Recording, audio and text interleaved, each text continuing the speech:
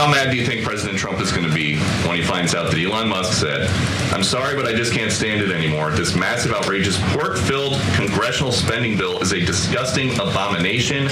Shame on those who voted for it. You know you did wrong. You know it." Look, the president already knows where Elon Musk stood on this bill. It doesn't change the president's opinion. This is one big, beautiful bill, and he's sticking to it. Okay, so even if it's a burn victim in need of plastic surgery, they're sticking with it's a big, beautiful bill. Elon Musk at it again. He's like a scorned lover now that he's out of there, wants to be relevant apparently. And maybe he's speaking some sense for once. Elon Musk threw the Republicans into chaos when he slammed Trump's big bill, and he didn't mince words. We'll show you exactly what he put up on his own platform there. "I'm sorry, but I just can't stand it anymore. This massive, outrageous, pork-filled congressional spending bill is a disgusting abomination. I'm having pork tenderloin for dinner." So I disagree with that one aspect of his, it's not a tweet anymore, but his X post. His big complaint about the bill is not the tax cut for the rich. I mean, after all, he's rich. He's worried about debt, which you can see that here.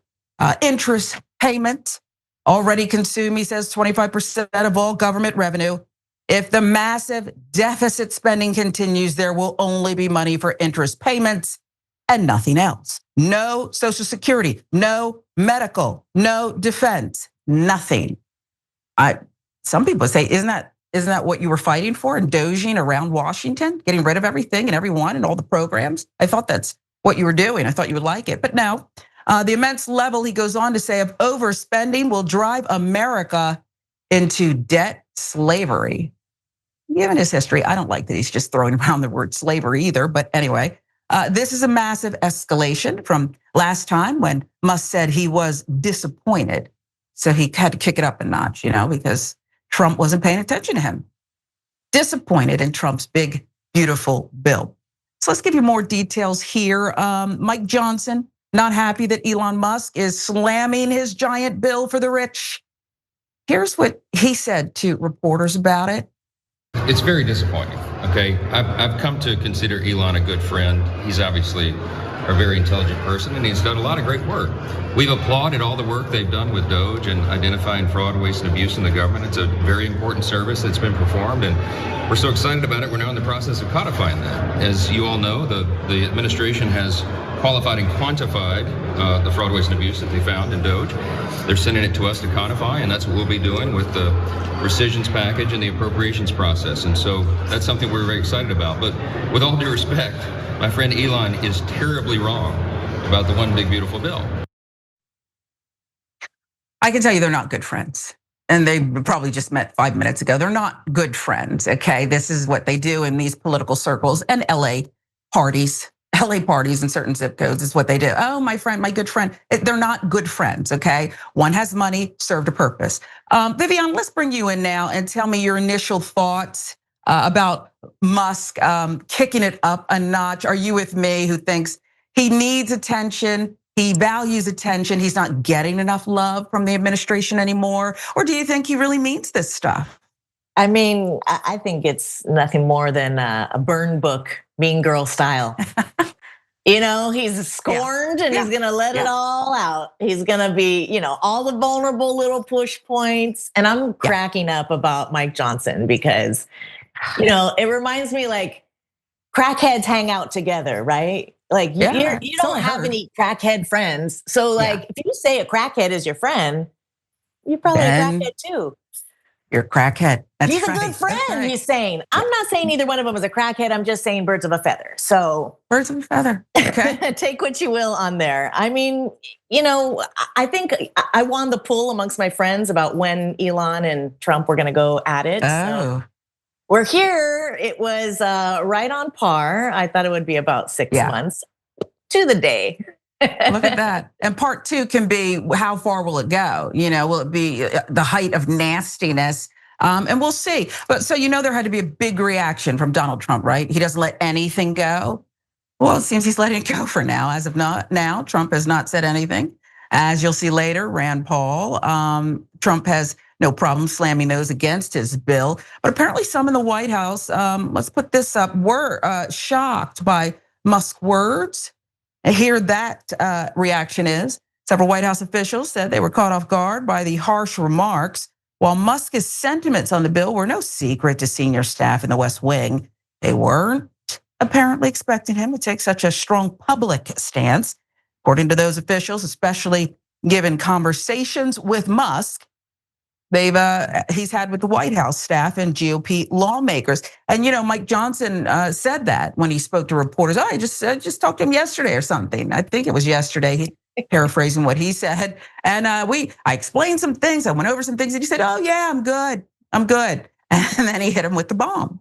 And then there's this. According to Brian Kilmeade on Fox, Trump is naturally furious at Elon Musk. So here comes this disgusting divorce. We'll see.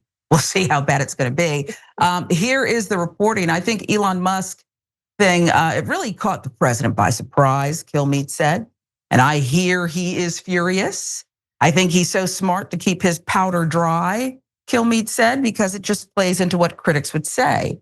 The right can't get out of their own way. Instead, you have a goal, pass it. Elon Musk is not the Senate or the House. Don't worry about it. So there you have the independent reporting from Brian Kilmeade. Yeah, Trump is probably furious because you can't go against him. Even when he's wrong, you can't really even give him advice that he doesn't want to hear at the moment. That's what big babies and narcissists do. So why do you think Musk is coming out against the bill now? And I guess the larger issue is, he failed in some of his bids, and all that money he spent, losing a lot of his net worth. Who will listen? Is it even going to matter that Musk is against the bill? I mean, it's going to roll back the clean energy tax credits. Maybe that's a reason. Tesla really benefited from those. And, he's like, a lover scorned, right? He thought he was going to come in, do handsprings during the campaign, and he was going to be the little love boy of Trump. And now, somehow all of a sudden these drug use things came out. All these negative stories have come out about Elon really trying to separate himself from the Trump administration. They're really pushing him out. So I feel like it's time to blame all of the things that have been happening in this country on somebody, and he's going to be their whipping boy. Yeah, I think Trump played him like a fiddle. I'll take all your money. He didn't care. Go ahead, run things for 100 days or so. What does he care? He's got his eye on some other things. His rich friends, his $4 billion plane. He didn't care. Okay, and by the way, the offshoot of that is that Musk will get all the blame and everyone will hate him. And they ran him out of town. Okay, they ran him right out of town. And I think it's going to get this bad if it hasn't happened already. Some of the reporting, the drug use you mentioned, the ketamine, the other things, and the degree of which was or was not going on during the campaign. Musk himself has disclosed that he has used some things, not suggesting he's doing anything illegal. But I think some of the sourcing on this reporting is probably from members of the administration, okay? These reporters I want to give credit where credit's due. These are good investigative reporters with some of these national papers. Some are, some aren't. But I believe they're just picking up the phone. And it's someone inside 1600 Pennsylvania Avenue who is saying, now you can write this. Oh, you need a document? We'll send that right over. So there's that.